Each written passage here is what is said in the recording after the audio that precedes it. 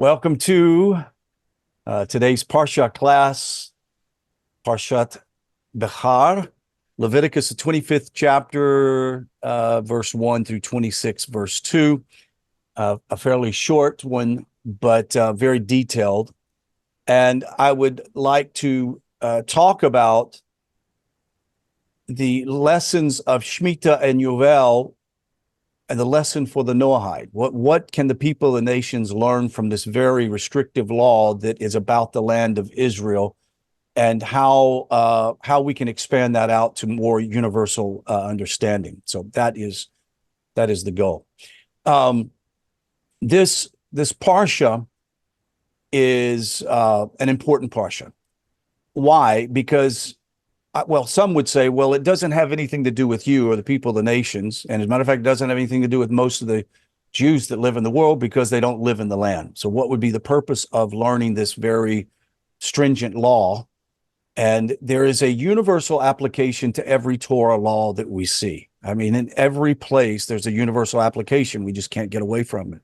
So we're going to examine a little bit of it, and then we're going to expand the discussion, which I would hope that you would have your mind rolling during this time to present some ideas that would help us understand. In Vayikra, or Leviticus, the 26th chapter, verse 37, it says, "They will stumble over his brother as if in flight from the sword, but there is no pursuer.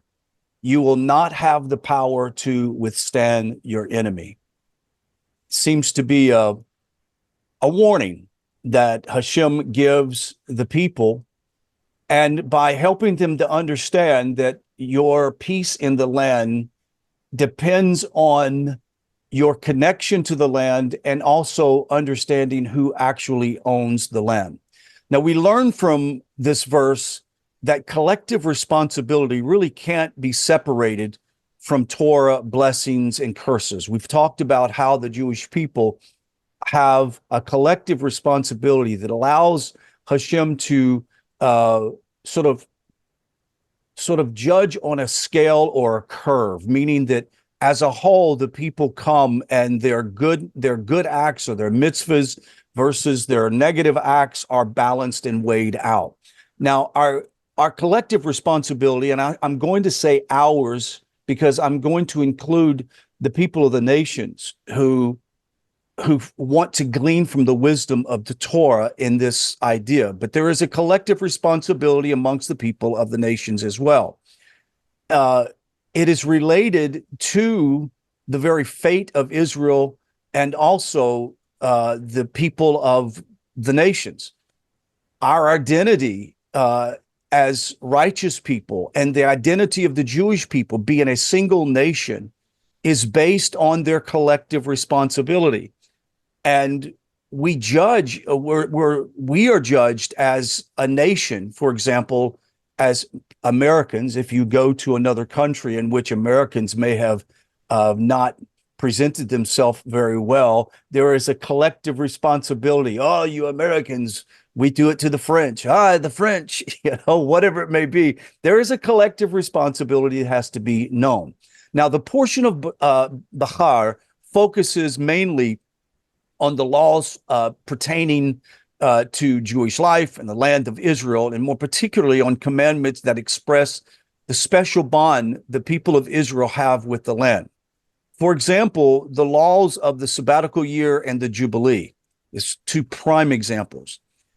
As well known, as well as some of the other laws pertaining to the proper conduct of an individual within the Jewish society, in the land, a sale of property, fraud, inheritance, status of houses, and buying and leasing and working, et cetera, within walled cities, for example, Jewish slaves, cities, and so forth.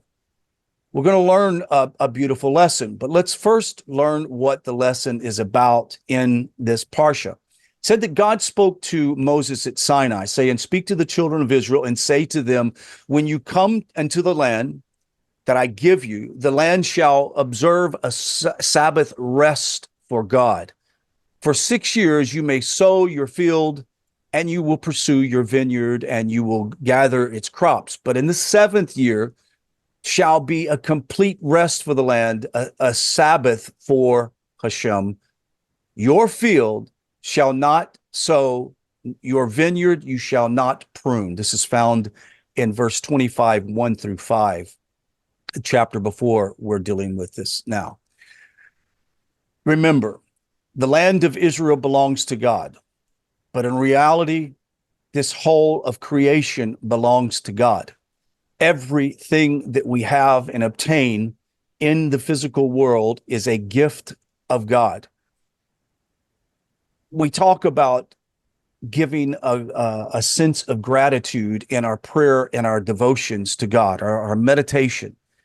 And when we discover that everything that we have and everything that we observe, everything that we experience is from God and belongs to God. Every quarter that we rub together, every check we write belongs to Hashem. Every gift of charity that we give, we're giving in an extension or as an extension from the hand of the Holy One, blessed be He. Someone is often asked, well, why do we have so much evil in the world? And why do we have hunger? The reason why we have those things is so that people of righteousness can extend themselves in such a way to bring about a more just society and a world in which people that are hungry can be fed. We are an outcrop of service to Hashem in the world. Now, the Torah presents a code of agrarian and personal property laws that are really interesting. Shmita and Yovel. Let's look. The redemption of land and houses and servants, the law of usury, for example. These are all logical outgrowths of one legal principle. Israel and its land belongs to God, who has the sole legitimate claim to them. Most obvious are the laws of Shmita and the sabbatical year and Yovel, which would be the Jubilee years that come up.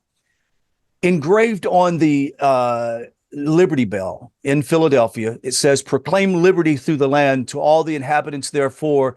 This is the mistranslation of a verse from the Parshat. You will proclaim release through the land for all of its inhabitants. This refers to everyone returning to their God-given land, which can not be sold forever.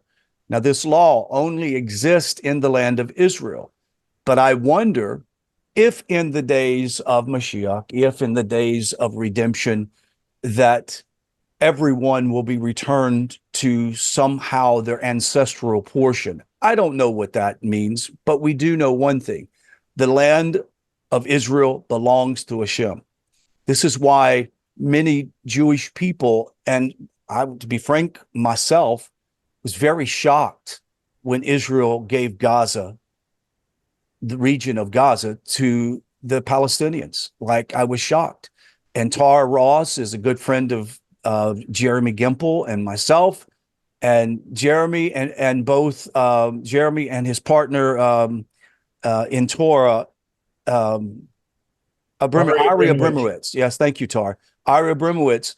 They were involved at that time as IDF soldiers, and they were also part of supporting the people that were locking arms in synagogues. And if you'll go back and watch the video of Jews being torn out of synagogues and houses, and their houses being bulldozed by the IDF.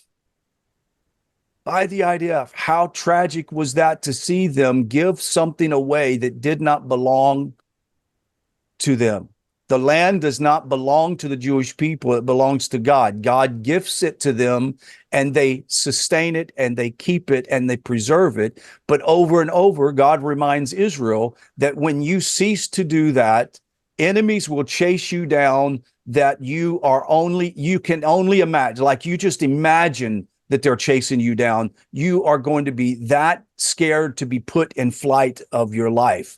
And here we have Israel return to the land and now possessing the land, and we see mitzvahs in the land. That land belongs to Israel, and I'm going to make a quasi probably political statement, but this is a biblical statement. I hope and pray that Israel retains its right over the Gaza because it doesn't belong. It was on loan from Hashem. And I understand that humans do things for the sake of peace. I get it. And I'm not here to second guess them, but it would sure be nice to see as much land get reunited back to the land. So what was the purpose of the Shmita year? It was to return the land back. It was to allow the land to rest. It was to give all of Israel the time of recuperation and growth. We understand that when land lays fallow for a year, that minerals are redeposited back into the ground. The branches that rot and the leaves that follow the ground degenerate and turns to a nice mulch. And the land ends up having all this vibrant not chemicals, but minerals in it for plants to grow even better the next year. But it's not only that, each person that was in that agrarian society who were farmers, who were vineyard makers, who grew wheat, who grew barley, they could pause for that year and study and increase their connection to the Holy One.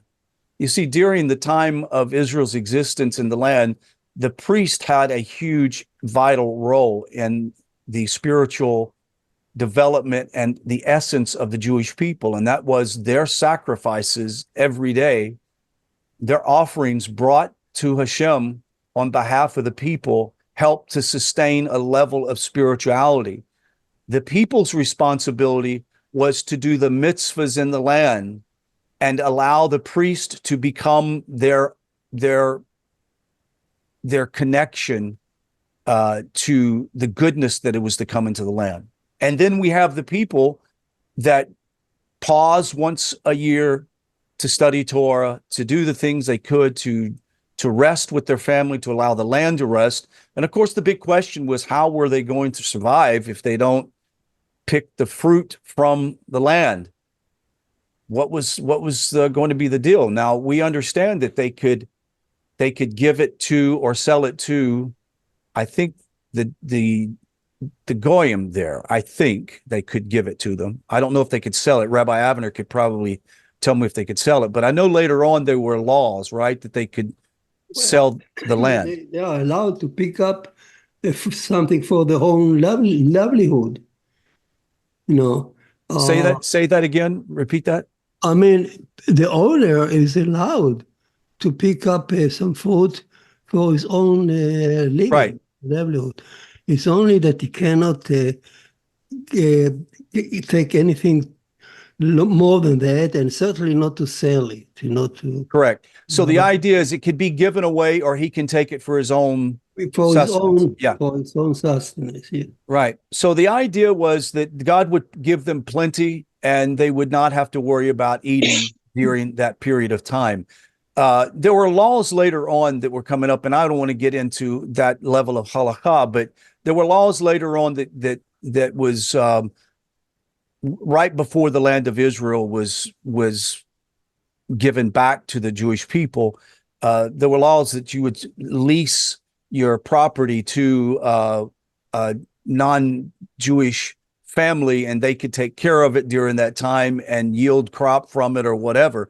But that still, it puzzles me because it's about the land resting, and I'm not really sure how to even deal with that. That's for greater minds than I to deal with. But the idea is this: there is a tremendous mitzvah with understanding this concept of justice and liberty for all people. I thank God that I live in a society that has a deep love for justice and liberty. It's being challenged right now, but we still live in a society in which we give of ourselves to help others. It's just part of our psyche. And we're also learning in this postmodern era some of the ancient ways of allowing crops to rest, or certain crops to be rotated so that you don't deplete the soil completely from certain nutrients that is in the soil. And we see this sort of respect for the land. Whether we see this implemented for all of the world when Mashiach comes, I don't know. Rabbi Avner could probably answer that better than I can. But for sure, we learn a great lesson from this Parsha, is that we always should have a propensity or desire to release those who may be in debt to us, at the same time to return things to others that belong to them. What does that mean? That means that there's a lifestyle of charity that we live in. Charity is not only the money you give, but the kindness that you give and return to an individual.